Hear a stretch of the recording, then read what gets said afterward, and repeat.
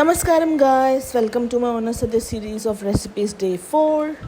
അപ്പോൾ ഇന്നത്തെ റെസിപ്പിയാണ് ബീട്രൂട്ട് തോരൻ. ഇനി അതിനായിട്ട് നമ്മൾ ഒരു പാൻ അല്ലെങ്കിൽ കടായി എടുത്ത് അതിൽ കുറച്ച് എണ്ണ ചൂടാക്കി കടുക് പൊട്ടിക്കുന്നു.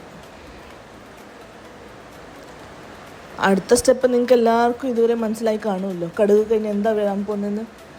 നമ്മൾ കുറച്ച് കറിവേപ്പില ഇടുന്നു, പിന്നെ 2-3 വറ്റൽമുളക് ഇട്ട് നല്ലോണം മിക്സ് ചെയ്ത് കൊടുക്കുന്നു.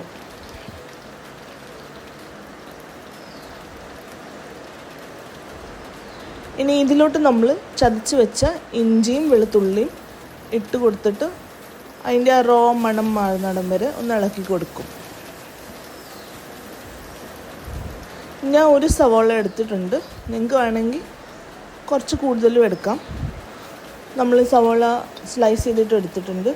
അത് ഇതിലോട്ടിട്ടിട്ട് ഒരു പിങ്കിഷ് കളർ ആവുന്നിടം വരെ ഒന്ന് ഇളക്കി കൊടുക്കണം. എന്നിട്ട് നമ്മൾ കുനുകുനാന്നരിഞ്ഞ് വെച്ചേക്കുന്ന ബീട്രൂട്ട് ഒന്ന് ആഡ് ചെയ്ത് കൊടുക്കണം. വേണമെങ്കിൽ ചോപ്പ് ചെയ്യാം, ഫൈനലി ചോപ്പ് ചെയ്യാം, അല്ലെങ്കിൽ ഗ്രേറ്റ് ചെയ്ത ബീട്രൂട്ട് ആയാലും കുഴപ്പമില്ല.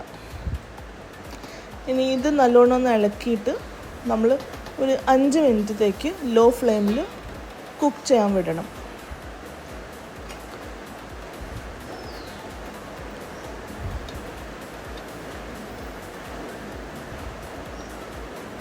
ഇനി ഇതിലോട്ട് പാകമായിട്ട് ഉപ്പും കുറച്ച് മഞ്ഞൾപ്പൊടിയും ചേർത്ത് നല്ലോണം ഇളക്കി കൊടുക്കണം. നമ്മൾ കുറച്ച് തേങ്ങ തിരുമ്മി വെച്ചിട്ടുണ്ട്, അത് ഇതിലോട്ട് ആഡ് ചെയ്തിട്ട് മിക്സ് ചെയ്ത് കൊടുക്കണം. എന്നിട്ടൊരു 10 മിനിറ്റ്സ് ലോ ഫ്ലെയിമിൽ കുക്ക് ചെയ്യാൻ വിടണം, അടപ്പടച്ചിട്ട്.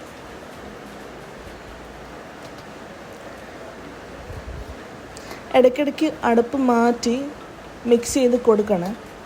ചില പാത്രങ്ങളുടെ അടിയിൽ പിടിക്കാൻ സാധ്യതയുണ്ട്. പിന്നെ വെന്തോ ഇല്ലയോ എന്ന് നോക്കാൻ വേണ്ടിയും നമ്മൾ അടപ്പ് മാറ്റി ഇടയ്ക്കിടയ്ക്കൊന്ന് ഒരു മിക്സ് ചെയ്ത് കൊടുത്താൽ മതി. മേളിൽ കൂടി ഞാൻ കുറച്ച് കറിവേപ്പില ഇട്ടിട്ടുണ്ട്, അത് ഓപ്ഷണലാണ്, വേണമെങ്കിൽ ഇടാം, അല്ലെങ്കിൽ കുഴപ്പമില്ല, ടേസ്റ്റ് വരുന്നേ ഉള്ളൂ. ഇനി ഇത് വെന്ത് വന്നിട്ടുണ്ട്, നമ്മുടെ ബീട്രൂട്ട് തോരൻ റെഡി ആയിട്ടുണ്ട്. ആ തേങ്ങയൊക്കെ ചേർത്തപ്പോൾ നല്ല രുചിയായിട്ടുണ്ട്. ഇനി ഞാൻ അടുത്ത വീഡിയോയിൽ അടുത്ത റെസിപ്പി ആയിട്ട് കാണാം. അപ്പോഴത്തേക്ക് ടാറ്റാ, ബൈ ബൈ. ലൈക്കും ഷെയറും ചെയ്യാൻ മറക്കല്ലേ.